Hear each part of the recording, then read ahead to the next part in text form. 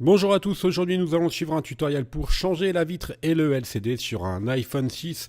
Il faut savoir que comme sur les générations précédentes, la vitre et le LCD sont collés ensemble en usine, donc vous pouvez pas changer la vitre sans changer le LCD, ou alors du moins c'est vraiment très compliqué sans outillage spécifique.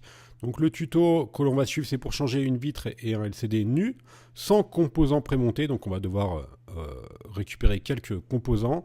Il faut compter 30 minutes pour effectuer cette réparation et la difficulté est moyenne, elle est notée 3 sur 5 pour réaliser cette opération. Vous aurez bien sûr besoin de la pièce détachée, des outils, donc soit les outils basiques ou soit les outils que l'on va utiliser dans cette vidéo, les outils conseillés par Bricophone. Vous bénéficiez de 10% de remise avec le code YouTube, vous retrouverez les liens des produits dans le commentaire de la vidéo. Avec votre commande, vous recevrez un patron d'aide au montage qui vous sera utile pour suivre le tutoriel vidéo. Donc on va reprendre chaque emplacement de vis. Il faut savoir qu'il y a pas mal de vis sur l'iPhone 6 et elles ne sont pas interchangeables. Donc voilà, vous utilisez le patron pour positionner à chaque fois les vis et les éléments que l'on va déposer lors de ce tutoriel. On commence tout de suite le tuto. Bien sûr, on va éteindre l'iPhone. Ça va de soi. Voilà, une fois qu'on a éteint l'iPhone, on va pouvoir procéder à l'ouverture de l'iPhone 6. Donc c'est la première étape. Pour ce faire, on va utiliser un tournevis Pentalobe en forme d'étoile et on va enlever les deux vis qui sont à droite et à gauche du connecteur de charge. Elles sont notées A1 et A2 sur le patron d'aide au montage. Deux méthodes pour ouvrir l'iPhone. Soit vous utilisez une pince double ventouse, un islac. Voilà, c'est très simple. Il suffit de positionner la pince et ensuite de tirer. Ou alors sinon, si vous n'avez pas d'islac, mais vous avez juste pris le kit d'ouverture traditionnel, on va utiliser la deuxième méthode avec une ventouse. Simplement, on va positionner la ventouse sous le bouton Home. On va tirer dessus délicatement jusqu'à ce qu'un jour apparaisse. Et ensuite, on va glisser le levier en plastique sur le pourtour de l'iPhone, donc à droite, à gauche et en bas, pas en haut. Voilà, on glisse simplement le levier en plastique pour déclipser l'écran du châssis. Voilà, c'est très simple. Une fois qu'on a réalisé cette opération-là, on n'a plus qu'à relever la vitre à 90 degrés, pas plus loin. Voilà, sinon les nappes de l'écran risquent de se déchirer, donc on ne le lève pas à plus que 90 degrés. Pour passer à l'étape 2, les nappes de l'écran, elles sont cachées sous une plaquette métallique qui est maintenue par 5 vis que l'on a numérotées de B1 à B5 sur le patron d'aide au montage. Ce sont des vis cruciformes.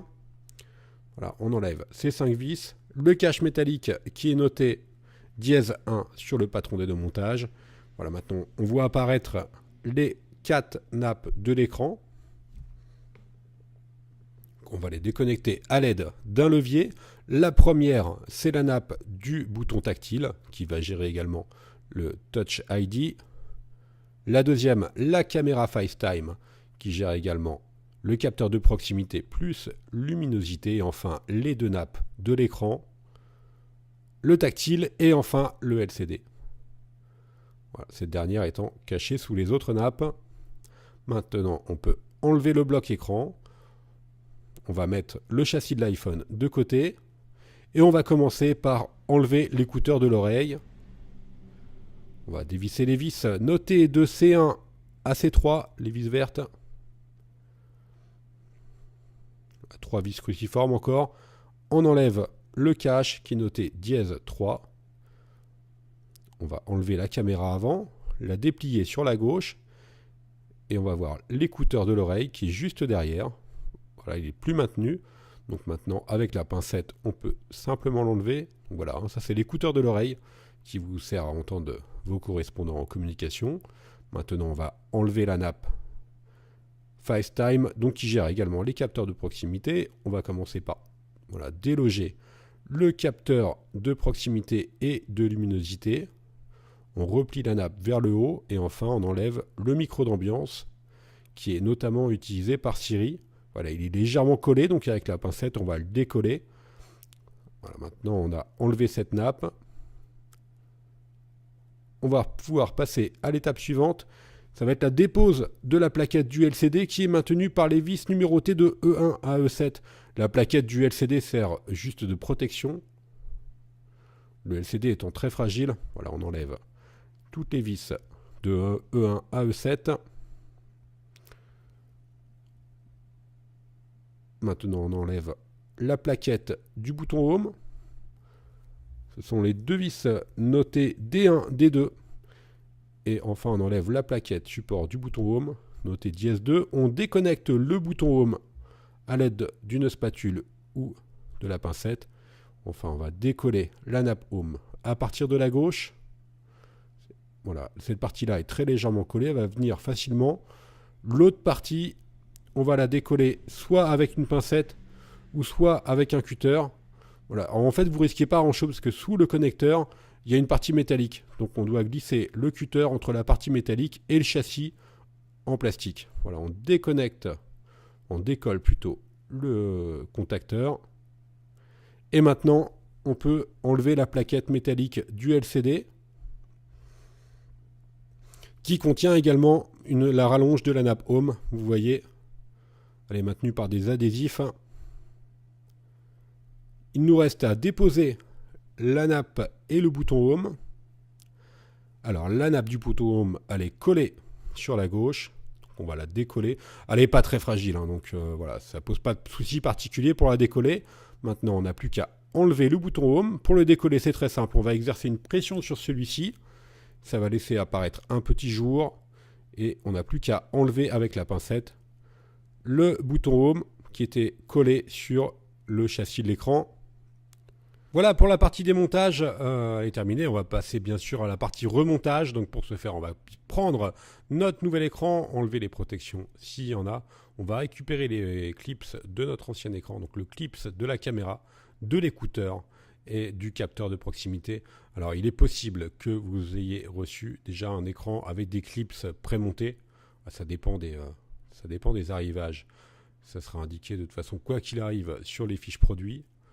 Donc là, dans notre cas, on doit récupérer les 3 clips différents pour les positionner sur notre nouvelle vitre.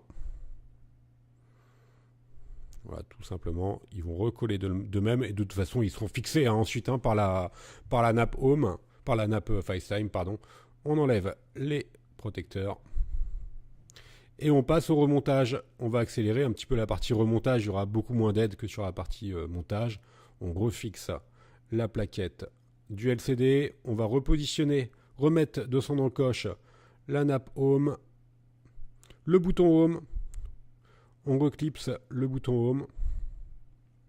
Alors attention à la nappe Home, elle est propriétaire sur votre iPhone, c'est-à-dire que si vous changez la nappe et le bouton Home, vous allez perdre la fonction Touch ID.